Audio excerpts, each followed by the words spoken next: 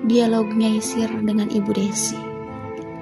Kali ini temanya menyentuh inti dari ajaran tarekat, zikir sebagai jalan untuk menenangkan dan mendamaikan hati. Terutama bagi seorang ibu yang hidup dalam badai rumah tangga. Ini sekaligus mengajarkan bahwa suluk dan zikir bukan monopoli kaum santri, tapi milik semua yang ingin mendekat kepada Allah. Pagi itu langgar sepi. Hanya suara burung dan gemericik air wudhu yang menemani sunyi. Ibu Desi menghampiri dan duduk di dekat Nyai Sir yang tengah merapikan sejadah. Wajahnya tampak gelisah, tapi matanya masih menyimpan tanya.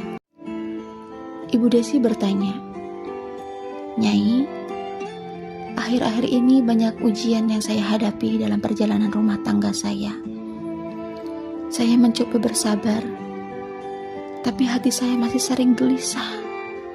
Saya ingin berzikir, tapi bingung harus mulai dari mana. Saya ingin hati ini tenang, damai." Nyai Sir tersenyum lembut. "Nak, zikir itu bukan hanya lafaz, tapi kehadiran. Tapi memang harus mulai dengan lafaz agar hati terbiasa." Ibu Desi bertanya kembali, "Kalimat apa yang sebaiknya saya baca, Nyai?" Nyai Sir menjawab, "Mulailah dengan yang paling lembut. La ilaha illallah. Bacalah perlahan. Serap maknanya bahwa tak ada yang bisa memberimu ketenangan selain Allah. Ucapkan perlahan dalam hati sambil mengatur nafas. Tarik nafas, baca la ilaha, hembuskan, baca illallah. Biarkan zikir itu menjadi irama jiwamu." Ibu Desi menutup mata sejenak. "Seperti itu ya, Nyai. Jadi zikirnya dibarengi nafas?" Nyai Sir menjawab, "Iya, Nak. Karena dalam tarekat Syatariyah, zikir nafas itu seperti angin yang membawa cahaya ke dalam hati. Semakin engkau menyatu dengan zikirmu, semakin tenang hatimu. Zikir bukan untuk menghafal, tapi untuk mendapatkan kehadiran Allah dalam hati." Ibu Desi bertanya, "Berapa kali harus saya baca, Nyai?" Nyai Sir menjawab, "Jangan hitung dulu, Nak. Mulailah dengan 33 kali, pagi dan sore, tapi jangan dijadikan angka sebagai beban.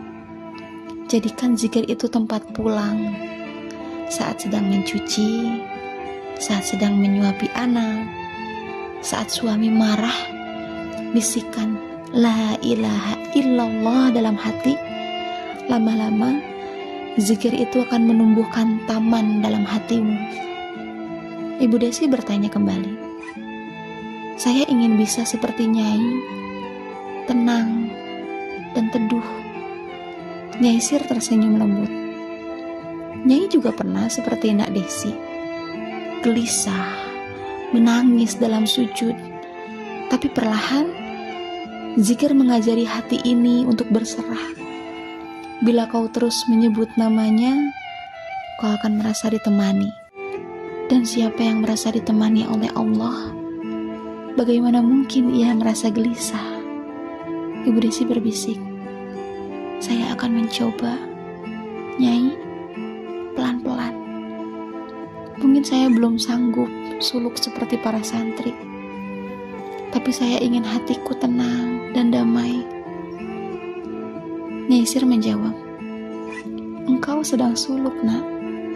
Sulukmu adalah mengurus anakmu sambil menyebut Allah, menyeka air mata dengan sabar, menyulam harapan lewat zikir. Teruslah begitu. Hati yang berzikir tak akan kosong. Dan bila hati tak kosong dari Allah, maka setan pun tak bisa masuk."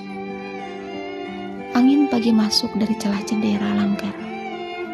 Ibu Desi memeluk sajadahnya seperti memeluk harapan baru. Ia tak membawa perubahan besar hari ini, tapi ia membawa zikir, dan itu cukup untuk mengubah hidupnya.